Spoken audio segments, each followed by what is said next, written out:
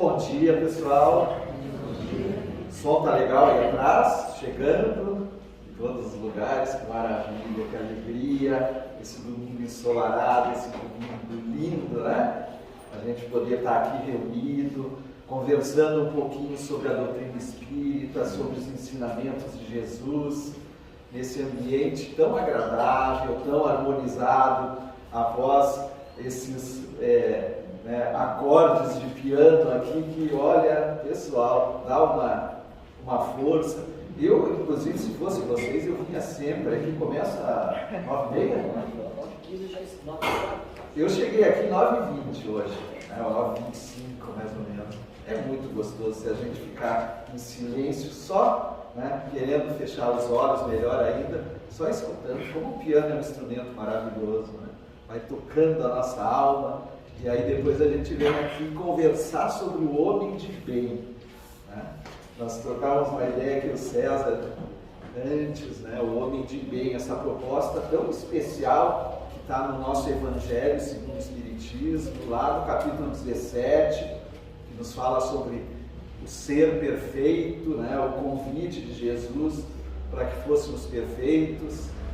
E lá nesse capítulo 17, após falar um pouquinho sobre a perfeição, Kardec colocou essa música ou essa poesia, que é essas várias frasezinhas que caracterizam o homem de bem, que está também lá no Livro dos Espíritos, na quarta parte do Livro dos Espíritos, ou melhor, na parte terceira, que fala da perfeição moral. Os dois, no caso do Livro dos Espíritos, no item 17, da parte terceira, e no caso do Evangelho, no capítulo 17. Então a gente pode pegar os dois livros e comparando um com o outro, lendo, estudando, refletindo, porque a perfeição moral é o nosso grande desafio, é o nosso grande objetivo, e aquele que nós vamos todos alcançar, segundo Jesus. Então, todos nós estamos fadados a nos tornarmos um homem de bem. Então, é lindo conhecer o que é esse verdadeiro homem de bem. E Kardec começa justamente com essa frase: o verdadeiro homem de bem. Quem é o verdadeiro homem de bem? Aqui fora, nós todos que estamos aqui. Quem é o verdadeiro homem de bem? E ele dá a dica lá. Ele diz que o verdadeiro homem de bem é aquele que cumpre a lei de justiça, amor e caridade. Então, olha só, cumpre a lei de justiça, amor e caridade. Nós conhecemos já a lei de justiça, amor e caridade, todos nós? Já conhecemos? Então está na hora de cumprir. Porque o primeiro passo sempre, é conhecer, como disse também Jesus, e a doutrina espírita: conhecereis a verdade e a verdade vos libertará. Então o primeiro passo é o conhecimento. Mas olha, é difícil até conhecer a lei de justiça, amor e caridade. A gente tem assim uma noção. Eu já conversei, já fiz algumas vezes essa palestra. Toda vez que a gente vai fazer, nós mudamos muita coisa.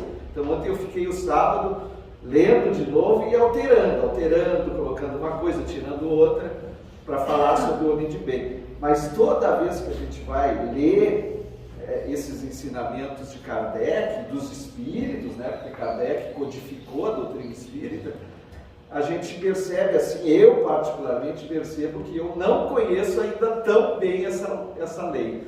E vejam, lei de justiça, deixa eu colocar ali, para vocês poderem ir acompanhando, Então tá lá, a primeira frase: o verdadeiro homem de bem é o que cumpre a lei de justiça, de amor e caridade na sua maior pureza.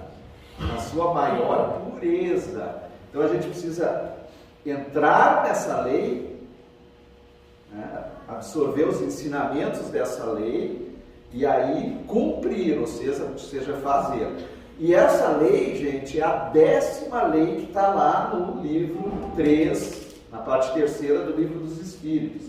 Lá nós temos a lei de adoração, nós temos a lei de trabalho, a de reprodução, a de conservação, a de destruição. Olha só, destruição é uma lei divina. A de sociedade, liberdade, Qual mais? A de progresso, não sei se faltou alguma, e a lei de justiça, amor e caridade, que é a última das leis que foram codificadas por Kardec. E aí Kardec, quando ele fez esse roteiro de estudos para nós, porque o livro dos Espíritos, ele tem por objetivo a gente estudar ele. Então, quando ele fez esse roteiro, ele teve a preocupação de perguntar para os Espíritos se essas 10 leis, a forma como ele havia feito, estava adequado para o nosso entendimento. E eles disseram que sim, que estava, porque inclusive as leis também tinham sido trazidas já por Moisés, no Antigo Testamento, né? Também tem lá as leis. Então os Espíritos disseram que está adequado sim, mas lembre-se sempre que a mais importante de todas é a lei de justiça, amor e caridade. De todas as 10, a 10ª lei é a mais importante.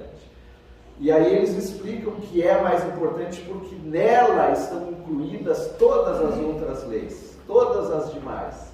Que maravilha, né?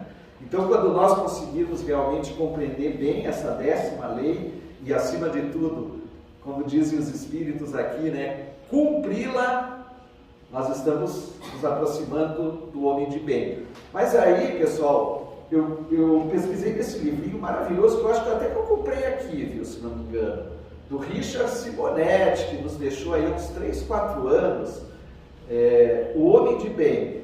Eu só peguei um pedacinho assim, porque eu queria entender bem para o Richard, né, o que era a justiça, o amor e a caridade. Então ele falou assim para nós, a justiça a gente conhece, né? A justiça é um conjunto de normas. Nós temos a justiça dos homens, que é um conjunto de normas jurídicas que nos convidam, né, de uma forma até um pouco impositiva, a cumprir a lei. E aí existem penas para aqueles de nós que descumprem a lei. Então a justiça, sintetizando, a justiça é um conjunto de normas, né? Ou seja, é um conjunto de leis que nos convidam a agir corretamente, a fazer o que é certo.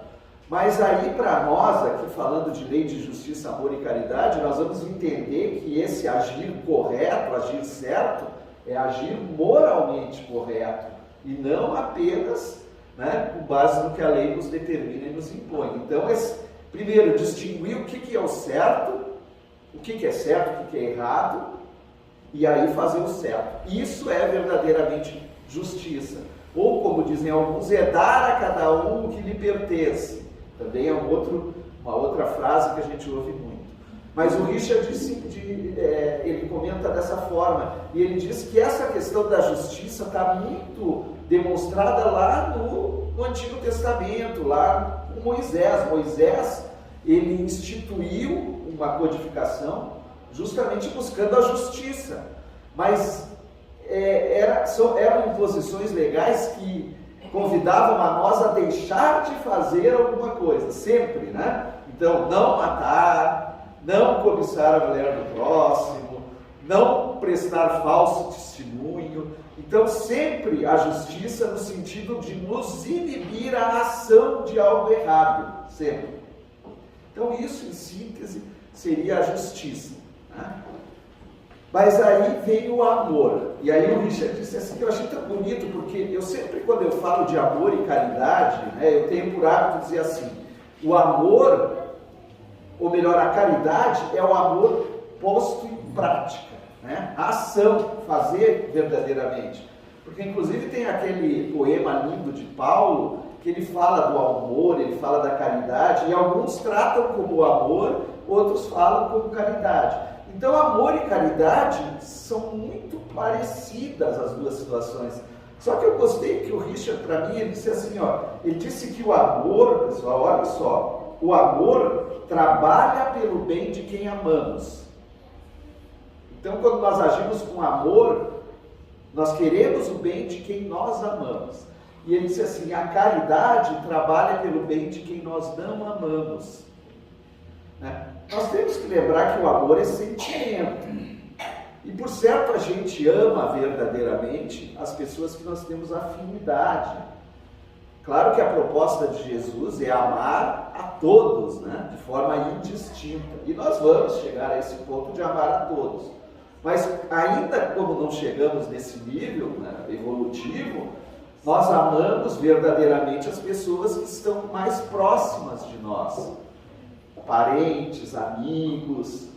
Aqueles outros, né, os demais, a população toda do planeta, grande maioria, nós não sentimos o sentimento do amor mesmo. Embora a gente às vezes faça as coisas. É isso que o Richard Simonetti diz. E ele ainda coloca no livro, isso é opinião dele, a opinião é algo particular. Mas eu achei interessante essa distinção entre caridade e amor. Porque quando você vai assim e ajuda uma pessoa, às vezes você nem conhece direito aquela pessoa. Você pode dizer verdadeiramente, eu amo essa pessoa, com um sentimento que brota de dentro. Nós ainda não. Sabemos que Jesus, sim, Jesus ama a todos. Deus, nossa, nem se fala, ama a todos. Mas nós ainda, criaturas imperfeitas, não conseguimos. Mas só para que a gente entenda bem essa lei, né? Essa lei de justiça, de amor e caridade. Olhem só. E aí eu gosto de trazer algumas questões para a gente pensar, né? É importante cumprir a lei de justiça, amor e caridade? É importante? O que vocês acham? É, né? Eu acho que para todos nós é importante cumprir essa lei. Então essa é uma questão para a gente refletir. Mas por que é importante cumprir essa lei? Nós fazemos as coisas por um porquê. Né? Sempre tem um porquê. Na verdade, tudo que nós fazemos existe um motivo, algo que nos impulsiona a fazer. E qual que é o motivo que nos impulsiona a cumprir essa lei?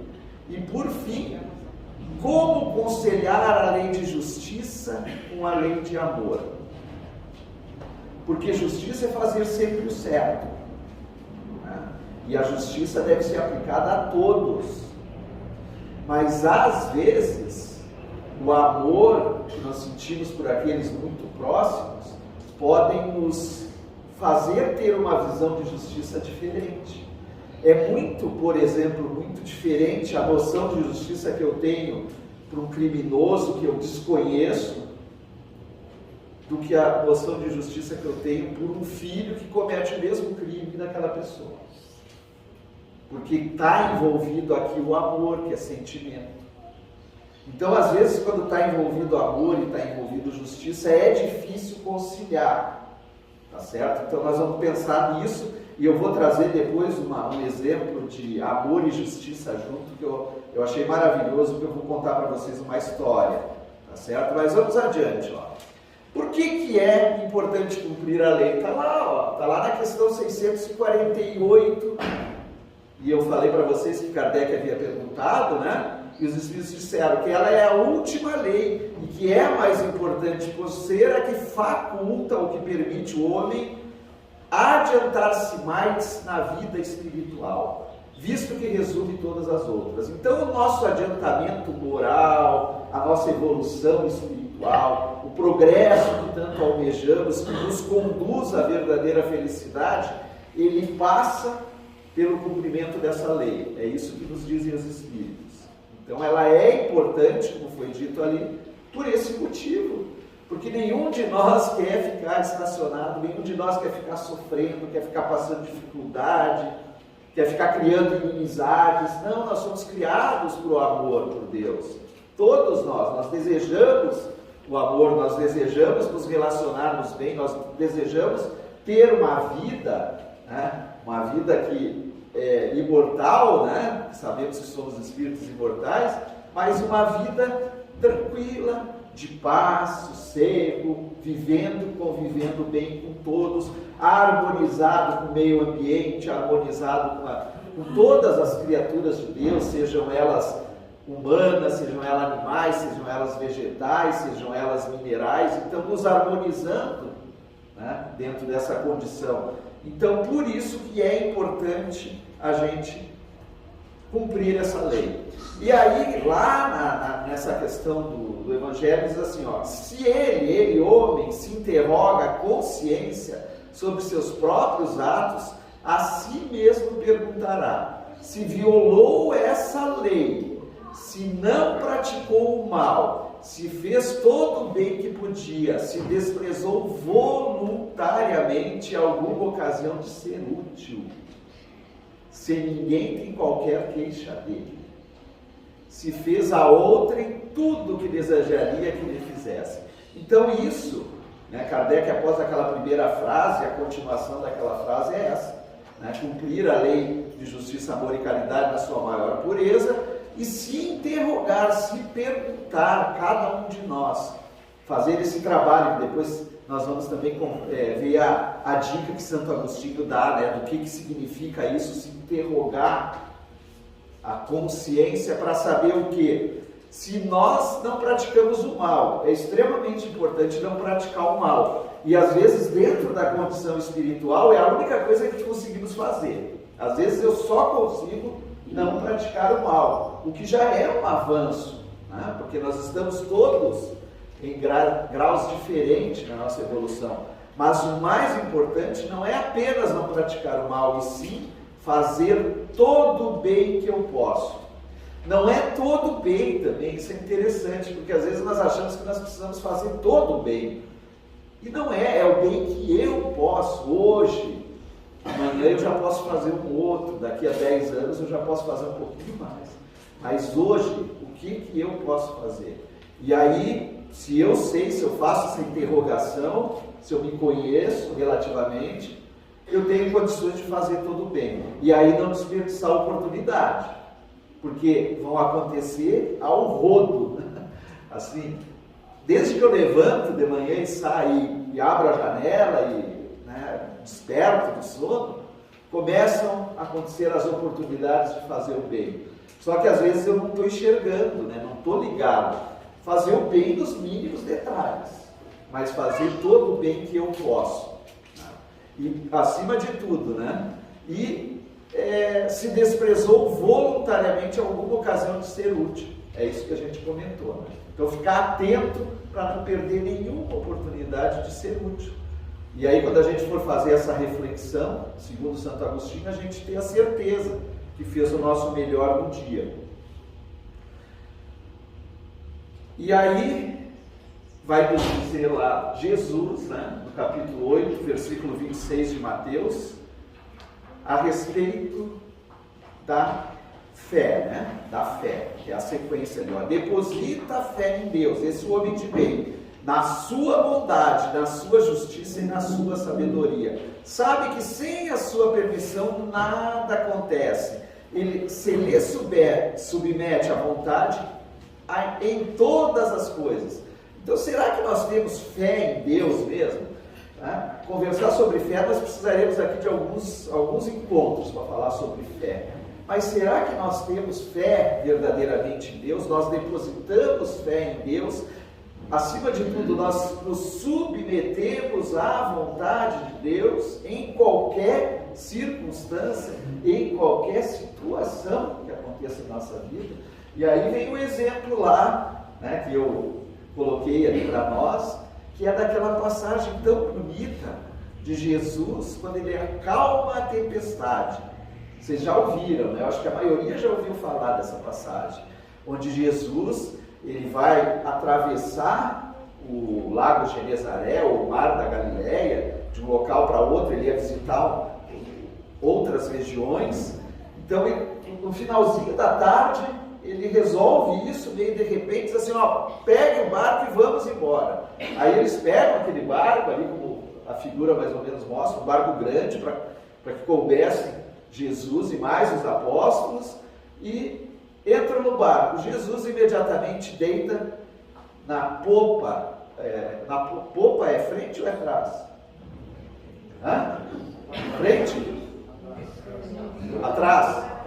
A proa é na frente. Na verdade, eu nem sei se é na proa ou na popa. Se eu estiver errado, alguém me corrige. O importante é que Jesus deitou. Jesus deitou e repousou e descansou, porque Jesus também descansava e dormiu ali, aquele sono maravilhoso de alguém que faz tudo certo, De alguém que está aqui para nos ensinar e ser exemplo. E aí, nesse meio tempo, o que acontece? Opa, tempestade.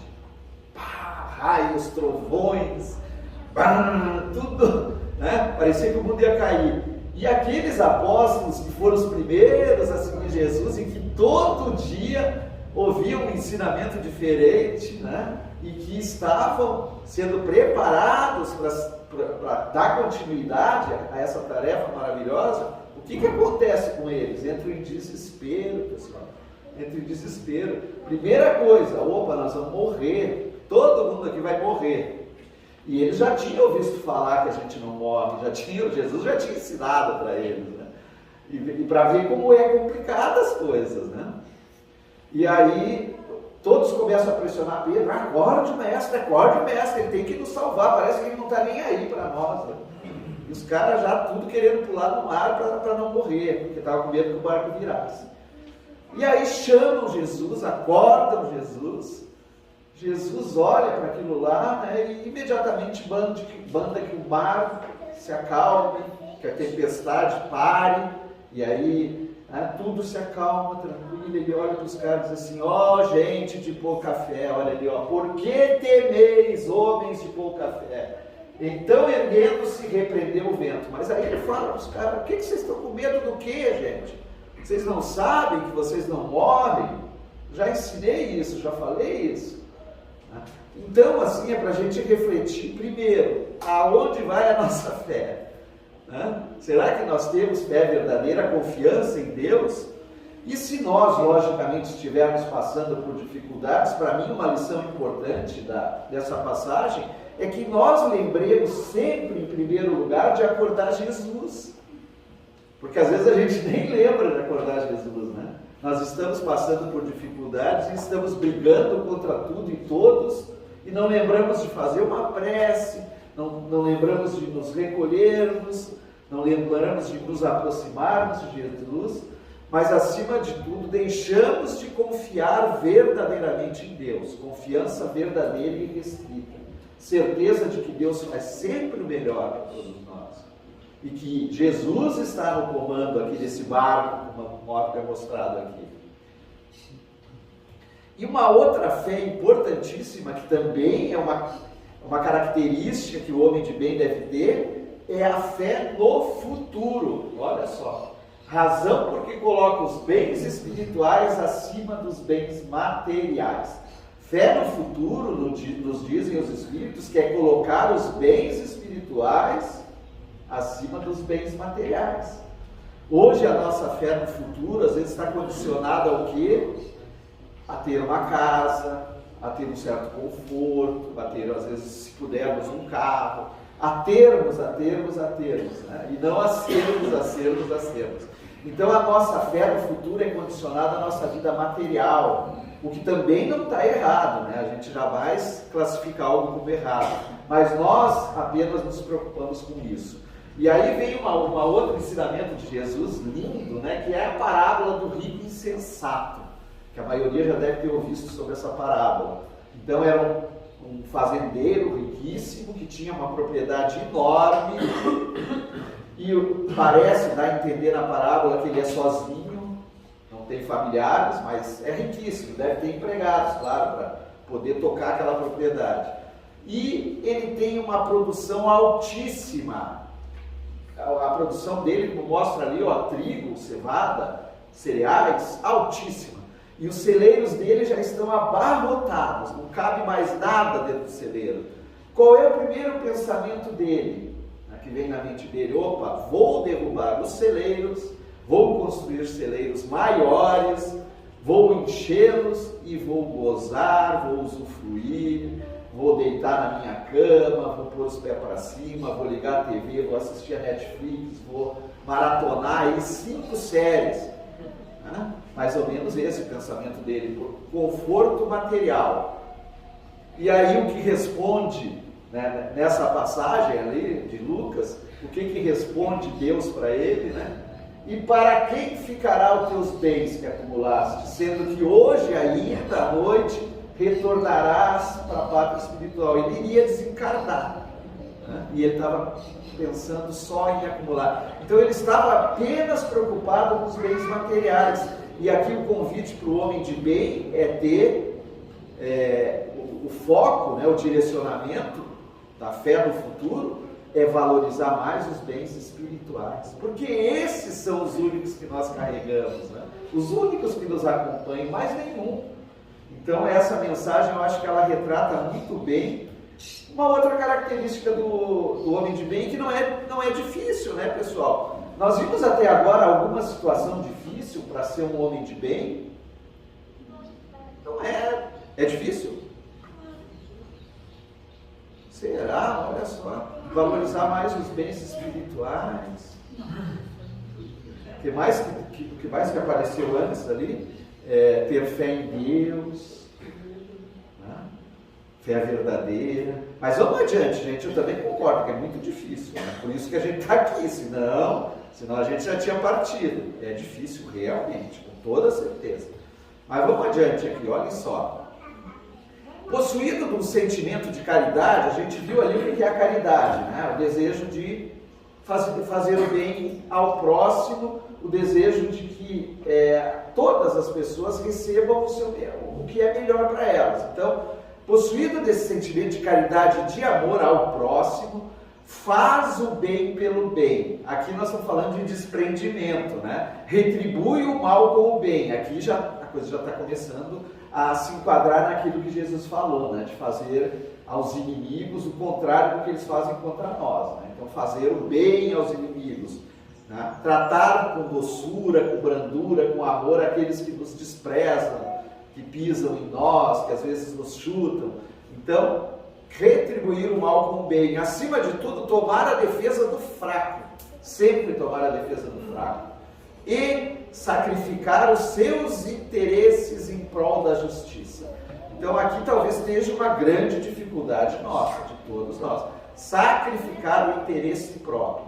Porque o interesse próprio, nós vamos ver lá também no nosso Evangelho segundo o Espiritismo, quando no capítulo no 17, lá dos seres perfeitos, Kardec traz uma mensagem do Espírito Lázaro, que vai nos falar sobre o dever. Então lá Lázaro explica muito bem, para mim pelo menos, o que é você sacrificar o seu interesse em favor da justiça. Então o que é o dever segundo Lázaro? Ele diz que é uma obrigação moral, o dever é obrigação moral da criatura para consigo e em seguida para com os outros. O dever, segundo Lázaro, é uma lei da vida. Então, todos nós precisamos entender o que é o dever e tentar pôr em prática. Mas ele continua falando, né, a respeito do dever, ele traz essa outra frase mais adiante. Ele diz que na ordem dos sentimentos, o dever é muito difícil de cumprir. Aquilo que nós falamos lá no início, né? Quando falamos do amor e da justiça juntos. Ele diz que é muito difícil, por se achar em antagonismo com as atrações dos interesses do coração. Às vezes é necessário cumprir o dever, mas isso conflita com o meu sentimento, né? Com as minhas relações. Aquele exemplo que nós comentamos do criminoso, que às vezes pode ser um ente muito querido, mas o dever precisa ser praticado. Então, segundo Lázaro, é muito difícil. E aí tem uma historinha, pessoal, que eu queria contar para vocês, que eu achei maravilhosa, que ela tá no Momento Espírita, quem quiser procurar depois, é Amor e Justiça, um texto do Momento Espírita.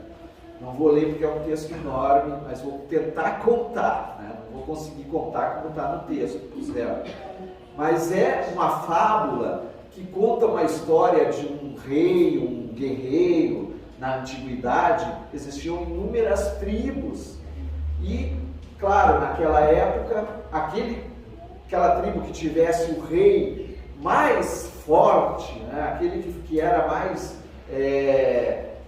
poderoso em todos os sentidos, era a tribo mais respeitada. E lógico que aqueles súditos também respeitavam esse rei. O que estava muito em jogo era a força, era a determinação para dar proteção para aquele pessoal. E existia nessa tribo um rei que tinha essa característica, portanto aquela tribo era muito bem-vinda, bem vista em relação às outras. E aí ele tinha leis, porque ele queria realmente que a justiça se fizesse, as leis fortes, contra vários delitos.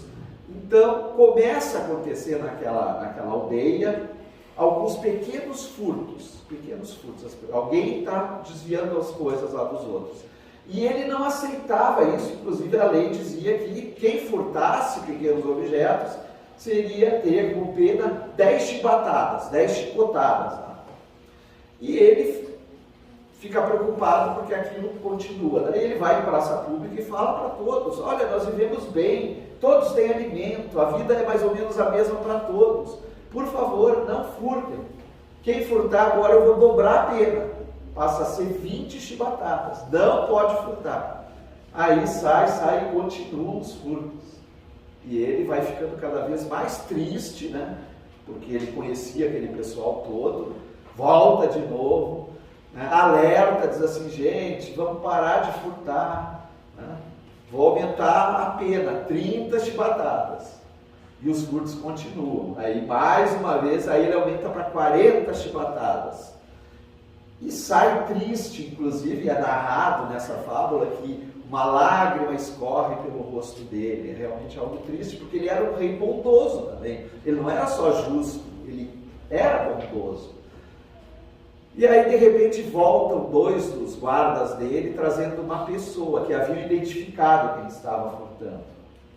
E chegam ali, e a surpresa do rei, que quem estava furtando era a mãe dele, uma senhora de uma idade bem avançada, magrinha, sofridinha, e ele forte, bonito. E aí todo mundo começa a se perguntar: e agora? Será que o rei vai cumprir a pena? Né? Vai ser justo? Ele sempre foi tão justo. E ele pensa e vai lá e chama os guardas e diz: tragam aqui a pessoa realmente, vamos cumprir a pena, 40 chibatadas. Aí a hora que os guardas tiram, né, ela estava com aquele manto por cima, que eles usavam os mantos, tira aquele manto, ela magrinha, os ossos tudo aparecendo. Todo mundo olhava e dizia: ela não vai aguentar 5 chibatadas, imagina 40.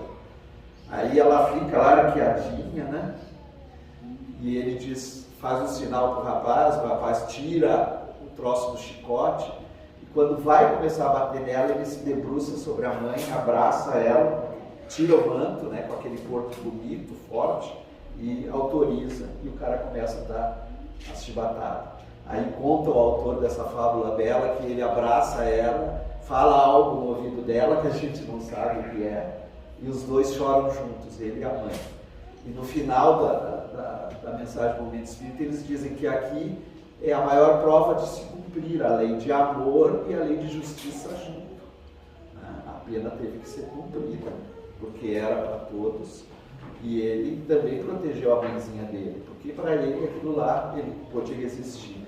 Então é uma forma da gente compreender, né, como futuros homens de bem, que essas leis não são inconciliáveis, como dizia Lázaro ali. Elas são difíceis, mas é possível sim, mesmo diante do amor, a gente aplicar a lei de justiça. E continua aqui nos dizendo que o primeiro impulso do homem de bem, o primeiro impulso é para pensar nos outros. Pensar nos outros, antes de pensar em si. É para cuidar dos interesses dos outros, antes do seu próprio interesse. Então, o verdadeiro homem de bem, ele busca a prática dessa determinação. Pensar sempre nas outras pessoas que estão à nossa volta. Quando nós formos fazer algo, peraí, será que aquilo vai refletir? Porque toda ação nossa reflete de alguma forma em algo no universo. Então, mesmo aquela ação feita às escondidas, né, lá no cantinho, onde a gente pensa, ninguém está vendo, ela gera um reflexo. E sempre que eu for tomar uma decisão, às vezes são decisões difíceis que nós tomamos, no dia a dia são inúmeras decisões, mas tentar fazer essa reflexão. Será que isso prejudica alguém? Se for prejudicar, será que não tem outra maneira de agir, de tomar essa decisão diferente? Então esse também é mais um convite para o homem de bem.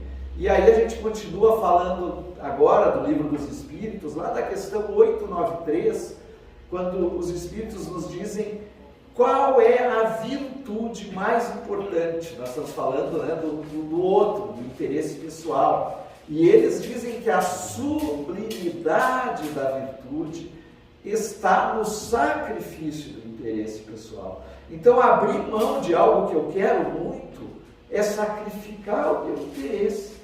Então, é eu deixar de fazer algo em prol dos outros. Então, isso é a virtude mais sublime que nós podemos ter, segundo nos contam os Espíritos. Sem pensamento oculto, ou seja, sem ter interesse, né? Não, eu vou fazer, mas eu vou tentar ganhar lá na frente. Então, sem interesse oculto. E aí eles vão dizer que a mais meritória é a que se assenta na mais desinteressada caridade. Então, a virtude que tem mais mérito é quando a caridade verdadeira é feita sem interesse. Nós podemos classificar esse amor pelo próximo como o amor que uma mãe sente por um filho. Eu acho que é o amor, talvez, assim, dentro da condição de sentimento, é o mais puro, o mais desinteressado que possa existir. A maioria unânime das mães não fazem o bem para o filho porque amam ele, tem aquele carinho, aquele afeto. Então elas não estão interessadas se vai vir retorno. Então eu acho que isso é uma boa medida para nós compreendermos o que é a caridade desinteressada. O homem de bem é bom, olhem só, bom, humano, benevolente para com todos. Bom, humano e benevolente para com todos. Sem distinção de raças, nem de crenças, porque em todos os homens vê irmãos seus. Primeiro passo sempre a gente tentar entender o outro como igual a nós, igual, diferente, mas igual, é nosso irmão, qualquer pessoa, faça o que ela fizer, tome atitudes que ela tomar, é alguém que está aqui na Terra passando experiências e buscando fazer o seu melhor. Então essa noção de que todos somos irmãos é uma noção muito importante para a gente ter. E aí, lógico, agir com benevolência, com bondade, para com todos, ser humano, né? O sentimento de humanidade está ligado a esse sentimento de amor irrestrito também.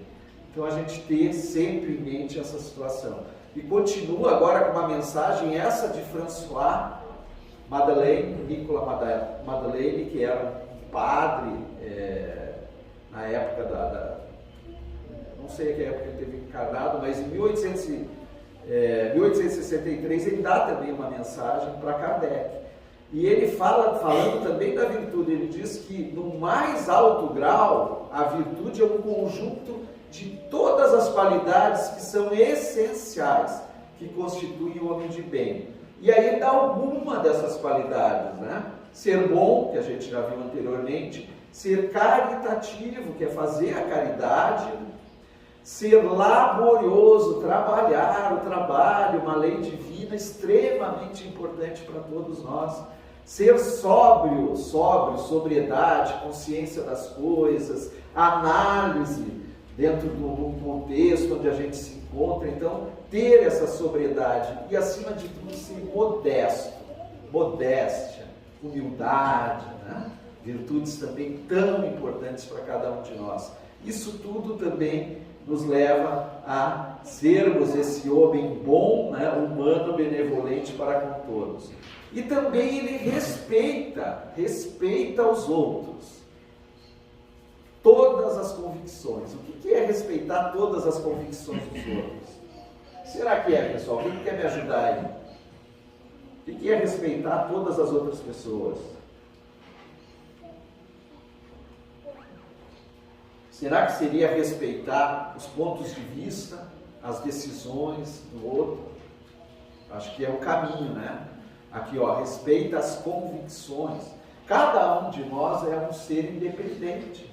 Cada um de nós tem uma vivência, tem um projeto de vida aqui na Terra e pensamos da nossa maneira. Alguns pensam muito parecido, mas temos os nossos princípios de vida, os nossos valores que são construídos já em muitas existências, muitos nessa, mas muitos já vêm de outras existências. Então, respeito às convicções do outro, sem tentar mudá-lo, modificá-lo, é um grande desafio, uma grande proposta, que também nos auxilia e nos conduz a sermos homens de bem. E em todas as circunstâncias, aqui são todas, não são em algumas, toma por guia a caridade. Vejam bem, que interessante, né? Em todas. Outra coisa a mais, não alimenta ódio. O homem de bem não tem ódio, não deve ter ódio. Até porque, pessoal, se a gente analisar o que é o ódio? O que é o ódio? Vamos fazer uma outra palestra sobre o ódio. Vocês estão muito quietinhos, gente. O que é o ódio? Não é um sentimento terrível, desejando mal para alguém?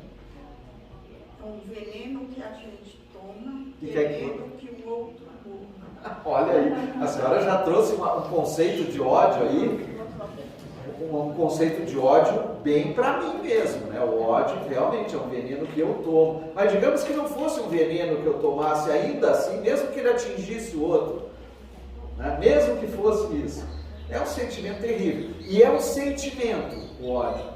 É um sentimento. Como é o rancor, como é o ressentimento, como é o desejo de vingança. Então, sentimento é algo que a gente cultiva, ele não nasce assim espontâneo.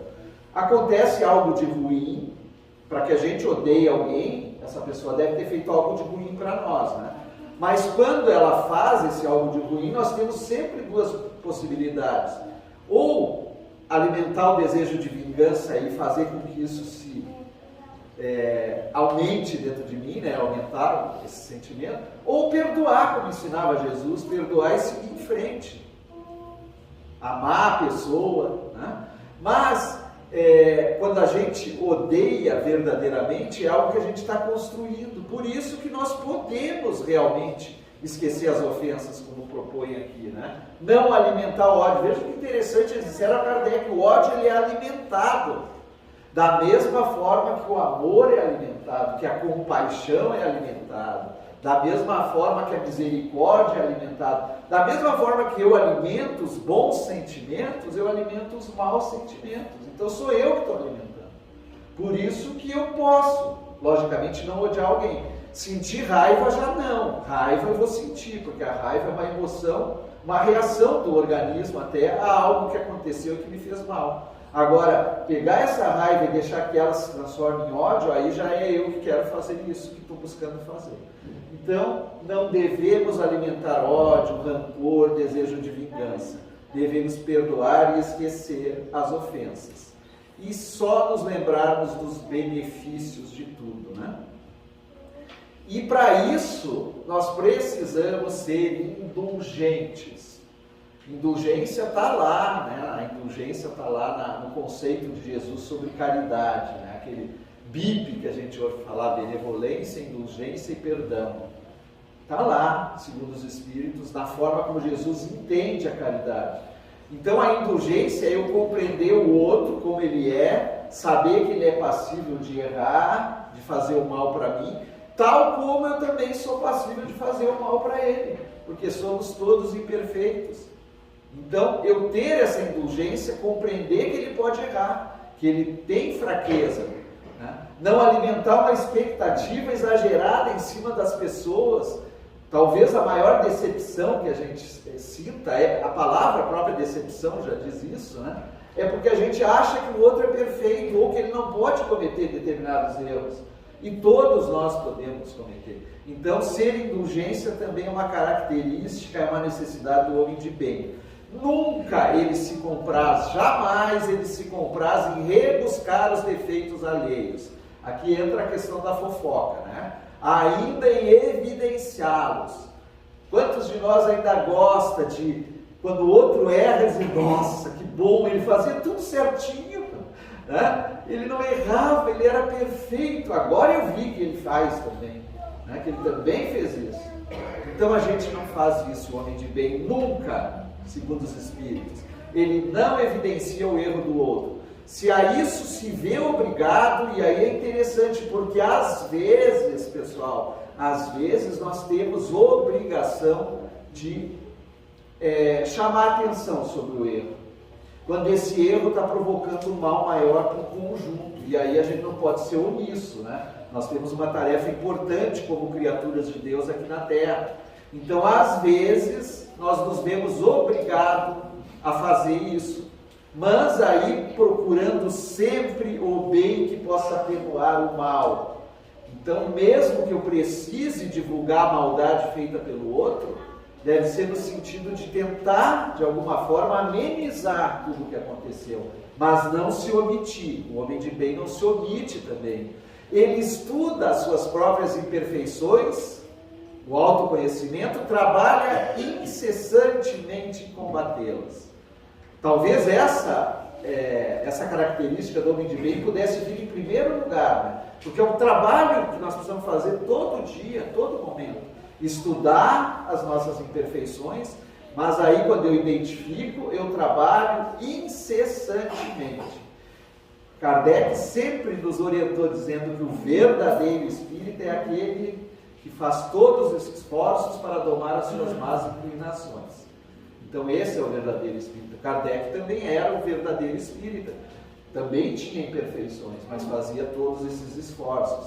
Então a gente precisa trabalhar as nossas imperfeições, conhecer e trabalhar, e não procurar dar valor ao seu espírito, a vaidade, o orgulho, né? Aqui é uma condenação da vaidade e do orgulho. Eu não preciso me vangloriar em relação aos outros, querer ser sempre superior aos outros, nem aos meus talentos, porque cada um de nós temos os nossos talentos, são individuais, Deus concedeu talentos a todos, né? Basta que a gente desenvolva-os a expensas dos outros. Então, principalmente procurando se fazer maior do que os outros. Vamos lembrar daquela passagem de Jesus, onde ele explica para os seus apóstolos que brigavam, discutiam para ver qual dentre eles era o maior, né? E aí Jesus diz que o maior será o menor. Aí ele lava os pés dos apóstolos. Olha que coisa linda, né? Então essa lição a gente precisa cultuar e carregar sempre conosco. Não se envaidece o homem de bem, nem da sua riqueza, nem das suas vantagens pessoais, nem materiais, nem desenvolvimento espiritual, moral, por saber que tudo o que lhe foi dado pode lhe ser tirado. Concessão divina, as coisas materiais, concessão divina. Evolução, lógico, espiritual, isso nos acompanha. Ele usa, mas não abusa dos bens que lhe são concedidos. Usar, saber aproveitar, usufruir de todos os bens que nós temos aqui na Terra, todos que Deus coloca, permite que as criaturas que estão aqui desenvolvam, são importantes para nós. Então nós sabemos usar os bens, mas jamais abusar. Sabe que é um depósito e que mais prejudicial que emprego que ele pode dar é de aplicá-lo à satisfação das paixões. Então eu não devo me apaixonar por objetos, não há necessidade, os objetos são para uso e vão passar, como tudo. Se a ordem social colocou sob o seu mando outros homens, trata-os com bondade. Aquele que é chefe, que tem um grupo, né? Dentro de uma hierarquia, seja ela em qualquer local. Então a gente saber tratar com bondade e benevolência aqueles que estão no nível social abaixo, porque são seus iguais perante Deus. Usa da sua autoridade para lhes levantar o moral, a autoridade bem aplicada, a verdadeira liderança que a gente ouve falar, o líder nato, que é líder assim no local onde ele está, as pessoas o respeitam, perguntam as coisas, gostam que ele traga a sua participação, mas jamais ele se serve dessa autoridade moral, né, para humilhar o outro, e não para esmagar a pessoa com o seu orgulho, né? Por fim, o subordinado de sua parte compreende os seus deveres, da mesma forma, porque é uma condição natural da vida que a pessoa tem, da posição que ocupa, e se empenha em cumpri-la. É isso extremamente importante para a maioria de nós, na verdade, porque a maioria de nós somos subordinados, né? A minoria são as lideranças. Então nós precisamos trabalhar, nos envolvermos e trabalhar para que aquela liderança proporcione ao conjunto, como fazia aquele rei que a gente leu o conto, né? Com aquele grupo que ele era o responsável. Então esse também é o grande objetivo do homem de bem. Finalmente o homem de bem respeita todos os direitos que aos seus semelhantes dão as leis da natureza, as leis divinas, como quer que sejam respeitados todos os seus direitos. Fazer o próximo aquilo que eu gostaria que o próximo me fizesse. E Kardec finaliza dizendo assim, não ficam aí enumeradas todas as qualidades que distinguem o homem de bem. Não estão todas ainda. Viu como é difícil ser homem de bem? A senhora falou lá. Porque ali, tudo isso que nós vimos nessa manhã, não estão todas. Mas aquele que se esforce por possuir as que acabamos de mencionar, no caminho se acha, que a todas as demais conduz. Então, o primeiro objetivo nosso é buscar conhecer esse roteiro que a doutrina espírita nos oferece, que está lá no capítulo 17, no item 4, e também na parte terceira, na perfeição moral, que é o homem de bem, questão 918 do Livro dos Espíritos. E aí na questão 919 do Livro dos Espíritos, tem essa recomendação linda de Santo Agostinho, que é enorme, né? Que fica depois como também incentivo para a gente ler. Eu só trouxe um pedacinho, onde ele diz aqui, o que ele fazia para se conhecer. Ele diz assim, fazei o que eu fazia quando vinha à terra. Ao fim do dia interrogava a minha consciência, passava a revista ao que fizera e perguntava a mim mesmo, se não faltara algum dever, se ninguém tivera motivo para de mim se queixar. Então Santo Agostinho nos recomenda. Por que é importante a gente, no final do dia, avaliar o que nós fizemos de bom? Porque se a gente não deixar isso para depois, a gente esquece, né? Não vai lembrar. E aqui eu tenho possibilidade de perceber, não é para que eu me culpe, para que eu diga, poxa, eu sou um atrasado, eu sou um espírito imperfeito. Não, é para que eu trabalhe para melhorar. Então fazer essa reflexão diária, segundo ele, para ele foi muito importante. Imagino que para nós talvez seja. Quando estiveres indeciso, então ele fazia a reflexão, mas se eu fico indeciso sobre o valor de uma das ações, aí ele diz assim, inquire como a qualificaria ser praticada por outra pessoa. Claro, porque de repente eu digo assim, mas eu não sei se aquilo que eu fiz foi bom ou foi mal. Então Santo Agostinho diz assim, aí você veja se um outro tivesse feito aquilo, o que você ia achar? É bom ou é mal? Aí você vai saber se foi bom ou mal. Então sempre a gente tem esse parâmetro, e era o parâmetro que ele usava. E mais uma outra, ele diz assim, Deus não usa de duas medidas. Deus não tem duas medidas na aplicação da sua justiça. Procurai também saber o que dela pensam os vossos semelhantes. E não desprezeis a opinião dos vossos inimigos. É mais importante saber o que o inimigo pensa de mim e como eu tenho agido, do que saber o que o meu amigo pensa de mim. É isso que Santo Agostinho está dizendo. Então eu devo perguntar também, porque às vezes eu faço essa reflexão e não consigo distinguir perfeitamente se eu estou no caminho do bem ou não. Então eu pergunto para os outros, como é que você acha que eu tenho me portado? Mas se eu perguntar para o meu amigo, o que ele vai dizer? Não, você é 10, você é top, você faz tudo certinho, você não erra nada. Né? Quando você erra alguma coisa, ele já passa a mão na cabeça. Já o inimigo não, esse vai apontar. E ver que o inimigo é importante para nós aprendermos, né? Ele é a grande ferramenta que Deus dá para que nós possamos nos conhecermos melhor e fazermos o nosso melhor também aqui na Terra. E essa aí, depois fica lá para todos dar uma olhadinha na questão 919, e já chegamos ao final, olha só, não foi tão complicado, né? Conhecer um pouquinho do homem de bem. É bem bacana a gente chegar em casa hoje e ler as questões 918 e 919, o capítulo 17 do Evangelho, seres perfeitos, que é muito lindo. E muito obrigado a vocês todos. pelo carinho, pela recepção, pela energia, pela paciência. Eu sei o quanto é difícil ficar quase uma hora ouvindo alguém falar, particularmente não gosto muito, gostaria mais que a gente ficasse conversando entre nós, mas é o nosso modelo, né, de palestra que a gente tem, tá certo? Então, obrigado a todos vocês, obrigado ao querido César aqui do lado, vibrando, a essa casa abençoada com os Mensageiros da Paz, que nos acolhe, né, nos convida para estar aqui, a equipe espiritual dessa casa, nossa gratidão também, e a Jesus, esse modelo, e a Deus acima de tudo, está sempre conosco, que precisamos ter essa certeza e essa confiança.